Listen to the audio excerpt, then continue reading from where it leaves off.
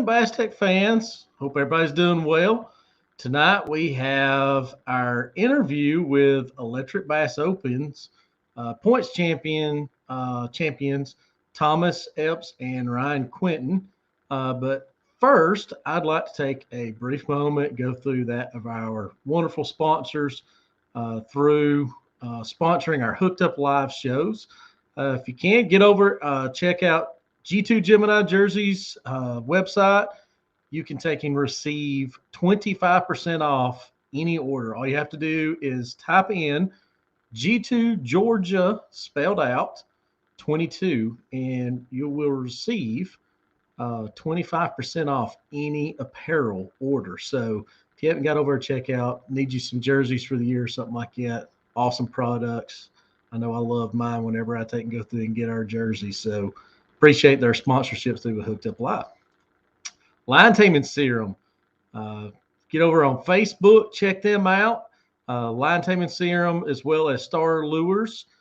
They have a great lineup from line conditioner additives that helps condition fishing lines. They have lure scents, really amazing products. Star Lures has got, I've been noticing some awesome color spinner baits that they've got out there. Be some great springtime patterns. So get over there, check out Star Lures Facebook page, get your order in through with them. I know they'd be glad to see you over there putting in an order. So get over and check them out, show them some love. TB Nation Outdoors, tbnation.net. So all you have to do is if you get a boat project, anything that you want to take and do for upgrades on your boat, get over to tbnation.net, get your order into them, type it in for your discount. I get all mixed up with all the codes. It is Georgia TEC. So it's GATEC, and you'll receive 5% off any order. And 5% you think is not much, but when you get some of those large items that TB Nation has, 5% off of a boat build, it's a pretty substantial amount. So appreciate their sponsorship through with our Hooked Up Lives. Underground Power. If you're in the market looking for a lithium battery, get over and check them out. Underground Power through with Facebook. The links are in the description here through with our Facebook and YouTube links here. So get over, check them out. They have got some amazing lithium batteries. If they don't got it, I guarantee you can talk to them, and I guarantee you that they'll take and make you the battery that'll fit your need. And our most recent sponsor through with PFD Fishing, Paddle Fish and Dominate. They actually are a rod repair and custom rod builder. So might be seeing some stuff in the future come through with them that we're going to take and do some videos for them and show some of their amazing skills of craftsmanship for these customized rods and repairs as well. So all you have to do is take, when you go through their social media page, PFD Fishing, all you have to do is take and mention you heard us on the show talk about them, and you can receive up to 20% off. And I'm going to tell you something. You get a brand new rod today, the price that they're at, 20% off of a brand new rod, custom built. It's amazing product. So get over there and check them out. So no further ado, we appreciate all of our sponsors. I will bring on again Electric Bass Opens points champion Thomas Epps. Thomas, welcome. How you doing, Merrick? Good. So I'd heard that Ryan was unable to make it because of work. We sure are going to miss him. So just tell him whenever we get down there to the TEC event, I'll make sure to stick a camera in front of his face and ask about 20 or 30 questions before and after. No. But congratulations to both y'all men on becoming points champions for 2021 season with EBO. Thank you. We definitely had our work cut out. Yeah. And I want to say something right off the bat, okay? For those that don't know Thomas and Ryan, Thomas, you come through first year fishing electric only stuff was through with us with small water angler teams, correct? Yes, it sure was. and I'm gonna say something as far as anybody that's out there in the electric field that has competed against y'all in SWAT definitely know this. Thomas and Ryan can dominate, and I ain't trying to put you up on a pedestal in any way, but I know y'all come into the club turning heads that first year, significantly turning heads. Well, it So was definitely a big change from what we were used to. I mean, it took a lot of time for us to put a lot of time in on the water to figure this stuff out because it was night and day difference from what we came from fishing big lakes. I mean, it was 100% different. what would you say the biggest challenge is fishing big boats, big motors, big lakes, running and gunning compared to these electric only reservoirs? Me and Ryan were used to being able to put in brush piles and, the fish kind of react to the brush piles. And in these little lakes, it just wasn't the case for us. We put in brush piles and fish just never showed up in them. Yeah, it is a difference there from fishing the big lakes like that for brush bite. And I have seen where brush bites actually does work in some of these lakes that we do fish. It's just maybe it's location, maybe it's timing, maybe it's the type of brush. That could be, it very well could be, or if it's been there for a certain amount of time that they finally get into it. I know some of the big lakes you can put brush in, and a couple of weeks go by and then the fish are already pulled to it. We've got brush piles that we haven't caught fish out of yet in some of these lakes. So I got to ask, I don't know if you're willing to share it. Do you have a specific type brush that you like to sink, like a type tree or? Not really. I mean, just whatever we can get and whatever we feel like is going to work is what we try out. So no, I've heard a lot of people talk about it saying, got to get that sweet gum, got to get that sweet gum in there. So I've done sweet gum, I've done poplars, I've done cedar trees, I've done you name it, I've sunk it. So I do want to take a pause and just mention everybody. This will probably be a short show tonight. If anybody has any questions for Thomas, I almost said Ryan, for Thomas tonight, make sure fire them away. I'll be more than glad to take and get them going. But let's dive in and talk about. I really want to emphasize, in this conversation between you and I about letting people know in the electric side, it's all about speed, and speed can make a big difference in a mile to 2 mile per hour difference. Um, y'all come into SWAT and y'all figured it out right off the bat. Through with y'all's boat setup that you've got now, y'all are hitting speeds at what again on y'all's boat? And what type of boat you got? It's got a 17-foot bass tracker and 6'1" on a smooth, calm day. But it's consistent between 5'9" and 6'1", even with the live wolf. Wow. And you're running what motors front and back? I got the new Lowrance Ghost on the front and Hosswing 5.0s on the back. So I didn't know that you're running the Ghost. How long have you been running the Ghost? I got it around April, May, around springtime. I put it on this year, and it's took some getting used to. It's a lot touchier than what I was used to with that 4-tracks, but it's definitely a big help, big game changer from the way I fish. That spot lock is so nice fishing on windy points and stuff, and I didn't have that with the 4-tracks, and it's nice. So I may have already talked about this before, and I apologize if so for redundancy. But when you was talking about it being touchy, is yours the same way? Because I've put the Ghost on mine as well. Is yours where when you're say blasting off, and you've got that it's digital, so it's literally you're moving, but the head is not spinning, right? Is that what you were talking about, touchy? Well, that and just any little bit of wake, and you put a little bit of pressure to the front or the back, it's an instant. It's an instant move, not like the cable, the 4-tracks that I was used to, where you had to put a little bit of weight on it to get it to move. This one, if you don't have a steady foot and you hit a wake, I've almost left the boat multiple times on blast off running, wide open and hit somebody's wake. It's and that's a good plus though, and when you're normal fishing and not running between spots because it's less resistance Exactly. And you can spin it around and keep the boat doesn't have to swing out to the left before it spins all the way around to push you backwards. It's an instant turn. And that's definitely nice on that part of it. So, and that's impressive. You talking about speeds in that boat. I mean, for just trolling motors only, no electric outboard. Nope, none. That's impressive speeds. I mean, most of these boats are, you know, I want to ask this: do you feel like you could increase your speeds with just running trolling motor by doing something else? If I shed some weight off of the boat, because I'm still running lead acid batteries, if I could shed some weight out of this boat, I'm sure I could pick up a little bit more speed.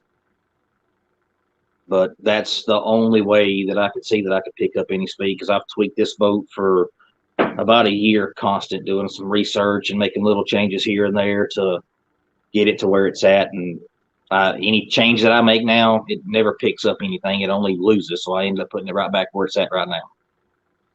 So your boat that you wound up doing, and I forgive me because I can't really remember it. Was it like the original design hull and all the the decks and the compartments and stuff, or did you go through and build it out? No, I went through and added some stuff. I put an extra compartment on the front deck because I replaced the wood and stuff on the front of it. And when I ripped that wood up, I seen there was a lot of wasted space in some places up there. So I cut me in one deck lid for tackle storage on the front deck. And then under the seat for the driver's seat, there was just dead space under there. And it already had storage on the passenger side. So I cut that out and made that another storage box in there also.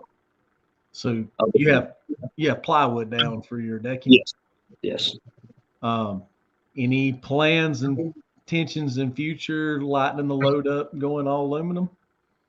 Not with this boat. I want a little bit wider boat. This one's just not quite wide enough on the front deck for 4 rods on each side of the boat. And if you've got a seat and you're sitting in the front of it, you're stepping on rods. So I don't fish with a seat up there unless I've only got 1 or 2 rods on the deck. So this boat, I'm kind of done with what I'm going to do with it until I buy another one, and then it's going to be total aluminum.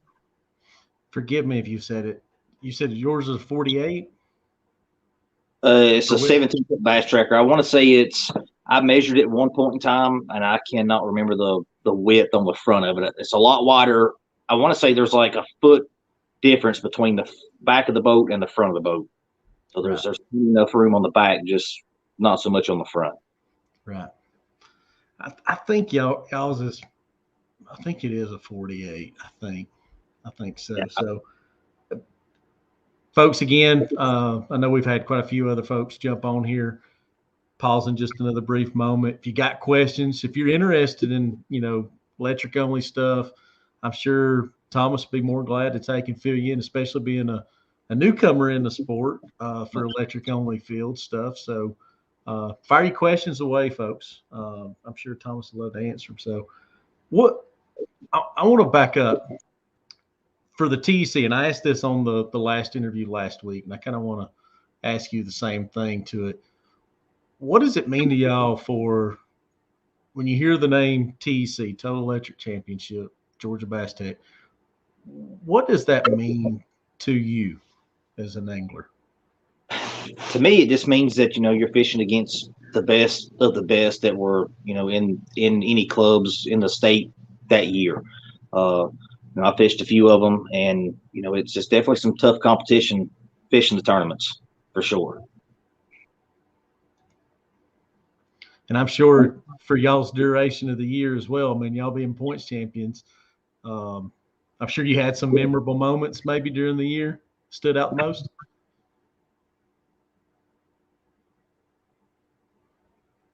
I mean, the only one that I can really think of right off the bat was our last tournament, club tournament for EBO at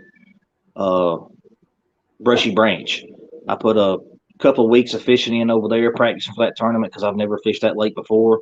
And, I had a good bite going, 12, 13 pounds every day that I was over there between 2 different baits. And that particular day that we fished our tournament, the fish just were not biting like they had been. We were struggling. We only had 3 fish in the boat by lunchtime. And we pulled up on a spot where I've always caught good fish. We'd fished it twice that day before, no bites at all. Cast it in there, caught one, I think that was a little over 5 pounds, and we probably didn't go 30 yards further. And then Ryan caught one that was 3.5 or 4 pounds. And I think we ended up with 15, 16 pounds that tournament. And I think we were the only boat in that tournament to have a limit of fish, if I'm not mistaken. I can relate to that. You probably heard or seen the results from SWAT over there. I'd love to go back and fish that lake, but it was tough conditions. Yeah, it was. There was a lot of rain before we went, and I was kind of worried about the lake being up really high, but it didn't. It muddied the water up a little bit, but the water level never came up much. It did make that river a lot more current than what it had been, but the fish were still, the ones that we did catch were in the same places that I had been, just not the number of bites that I was getting. Gotcha.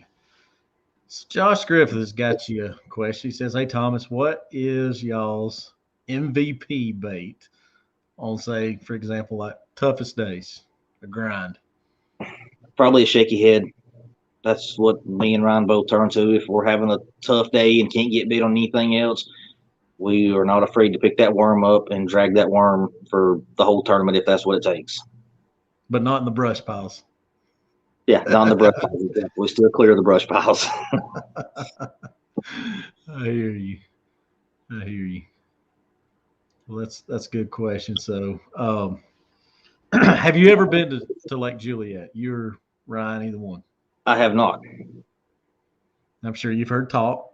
Oh yeah, I'm originally from down, south of Macon, so I'm familiar with, the lake and, the location, but I've never seen it, never been on it.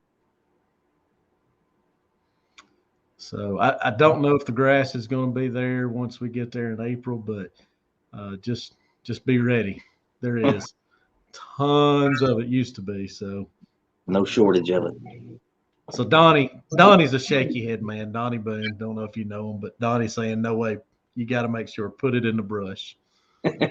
So that's everywhere at hard labor, everywhere. Exactly. And you can't make a cast without hitting brush over there. So I mean, we've kind of seen this, and you've probably seen it too. Some of the lakes that we fish here in the northern region, talking about brush. Like, I don't know if you didn't ever fish Latham back in the day when it first opened up, correct? And not tournament fished. I did. I went over there and fished for fun. That was before I got into the electric fishing stuff. So I did fish that lake a good bit right after they opened up. So you do remember how all the sapling trees everywhere and stuff like that. And you probably remember hickory log same way. Do you feel like in years to come, like how those lakes eventually start to lose that brush might be a part of the factor of maybe the reason why some of the brush piles don't work as good, maybe you think? Or I'm not real 100% sure on that, because a lot of the fish now that I catch, like at Latham, for example, are not in brush where I catch fish over there anymore. I usually catch them, grass is kind of the key where I look for when I'm fishing over at Latham versus the brush. And I've only went to Latham maybe 2 times and 3 times in a year. But from what it seems like, and I could be wrong, the grass used to be a lot denser in a lot of locations out there at Latham. It just seems like it's more confined down. I mean, me and JV's caught a big one in one tournament, and it had grass patch, but I've went back to it year after year after year. That grass is no longer there. Yeah, see, and I think I've went to Latham maybe 3 times this year, and all 3 of those times was crappie fishing. I didn't bass fish, not the first time. Now, I did catch bass when I was crappie fishing, but I wasn't going specifically just for bass over there. Yep. So Josh has got a lengthy one here. Let's read this. Josh is saying he runs a TX 17 as well. He says, "I'm a fat kid. Which he's not. I know Josh. Josh ain't that fat of a kid. So he's saying he can relate as far as the narrow front deck. Tell me about your live well setup. Do you circulate water all day in the summer or shut it off? Just add G-juice, ice, and he's saying also copy on the shaky head part. So let's hear about your live well setup. My live well, it's the same live well that came with the boat.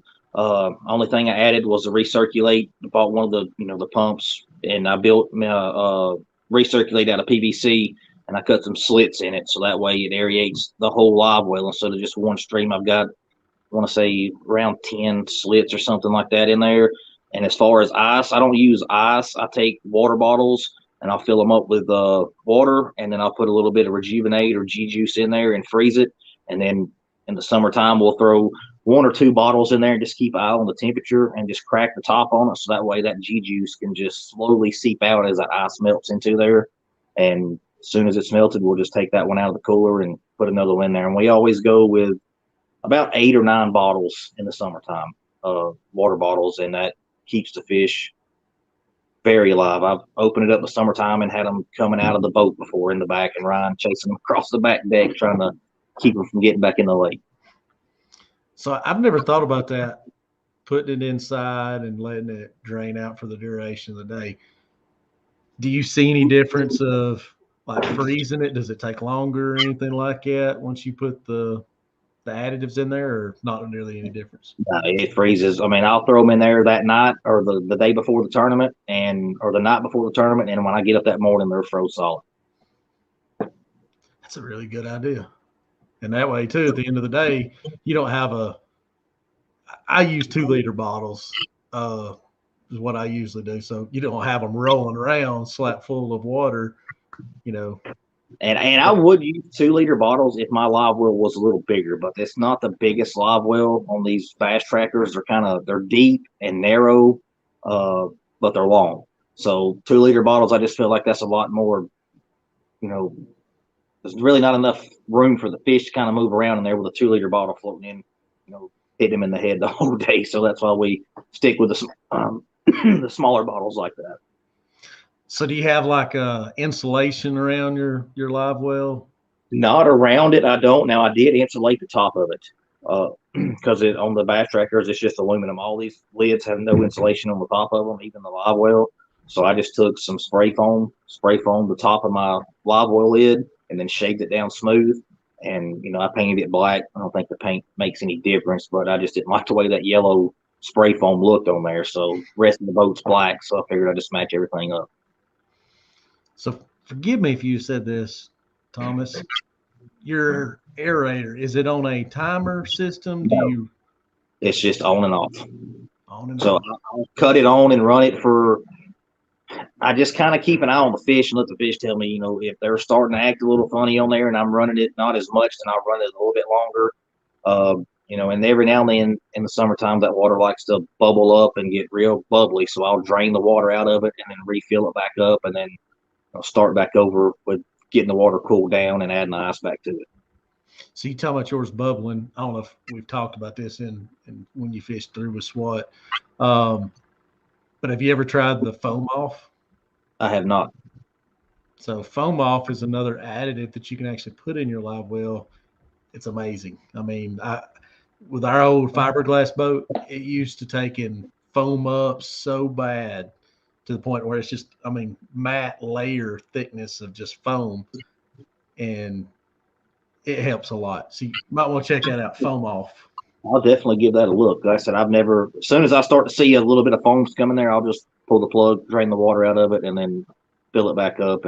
But I only notice it when I'm running that aerator for hours and hours at a time is when I notice when it starts to do that. So have you ever thought about adding a timer switch on it? I've thought about it, but it's for spending the money. It's really not that big of a deal for me just to reach in there with the butt of my rod and flip it on or flip it off, because I'm constantly retying something, within every 30 minutes of something, changing worms or doing something. So I'm right there at the switch. So it's really not that, much of a headache to just flip that switch off and on. So you got the switch right there at the front deck with you. I've got it at the back. It's right in the center side of the boat. I got you. That's good. Good question there on that. Josh obviously said great idea. I'm assuming he's talking about obviously the additives. So I'm just gonna throw this out there. If can anybody make this out of what I don't even know how to ask it. I don't know if it's a statement. Vom Vumang. So maybe it's a different language of somebody, but hey, we appreciate you coming in from a different country. So appreciate that. Probably spam. But do y'all have any preparations as far as going in to Juliet? Y'all plan on going in blind or doing a little bit of pre-fishing? We'll probably just go in blind unless something comes up and I don't have anything going on and Ryan's free. Then we might get down there, but I'd say 95% sure we're just going to go in blind to it. You obviously heard it used to be a pretty serious blueback lake. Um, good bit of them in there. A lot of strappers. A lot of strappers. Um, but so I'll pause another moment, and I want to mention two different things. First, we'll kind of get close to concluding here. If anybody has any questions, please feel free to fire away. Second part I do want to mention is about our sponsorship through with Underground Power. All you have to do is get over once this video, this live feed ends tonight. Get over to the YouTube and comment. You'll have until Friday to comment Underground Power, hashtag Underground Power, hashtag UP, however you want to do it. You'll be entered in to a free drawing for a 12-volt lithium battery sponsored by Underground Power. So all it is a comment away, and you get entered in for a chance. And you can do all these shows that we're doing. Each time can be qualification through with it by just typing in those words. So each chance you get. I do want to pause and give you an opportunity. I've yet to do this to anybody because I've never really seen anybody wear anything. But your shirt you're wearing, correct me if I'm right, you're kind of sponsored by them as well. It's the company that I work for. Do you want to give them some shout out? Yeah, it's Rigger Mechanical. We're out of Ackworth. I live here in Jasper. We go, pretty much anywhere. We try to stay somewhat local, Atlanta, Blue Ridge area. But feel free to look us up on Facebook. It's just small business. My boss owns it, and I work for him. And we've got one other guy. So if you need any heating and air, give us a call. I know I was after the fact with everything you and I talked about it with me being out of heat at the house and stuff too. So, but nobody has any questions, comments. I'm kind of giving y'all a brief moment here to fire wave anything. Kind of having a short time tonight, not normal length with it for an hour. So, Thomas, you make sure to tell Ryan, you make him sweat it. So if he ain't watching it now, just let him know that camera, I'm going to make sure cameras is going to be faced towards him. We're going to be asking a lot of questions when we get down there. So you give him a hard time all day fishing down there to the TEC event as well. I definitely will. Again, congratulations to y'all on points champions through with Electric Bass Opens. And looking forward to seeing y'all down at Lake Juliet. Yes, sir, for sure. All righty. Take care. All right, yes, sir. All right, folks, that concludes our Hooked Up Live. Again, you have until the end of the week to take and do your comment. All you have to do is type in after the live feed, UP or Underground Power on the YouTube channel, not on our Facebook or the Facebook Live, not through Facebook. Go through our YouTube, enter that in. You get entered for a chance of a 12-volt lithium battery. No charges, nothing like that. Free battery going to be going away. Just type it in. You get your chance. The last one of our shows, we're going to do a drawing. So appreciate each and every one of y'all taking time out tonight. I would like to say something to conclude the show. Don't want to say names to anybody, but I know I have been seeing some posts of a lot of people going through a lot of tough times right now, losing family members being sick, not putting one above another, but we're all praying. I know it's been tough seeing, hearing, because I can even express myself with family in nursing homes and a lot of people on hospice care. So let's all, if we can, just take and pray for one another, lift one another up in prayer, because I know good Lord's going to see us through every bit of this. So we just got to hold strong together. Appreciate each and every one of you tonight. We'll see y'all back hopefully next week, our next Hooked Up Live. So got till the end of the week. Get your comments in. Good night.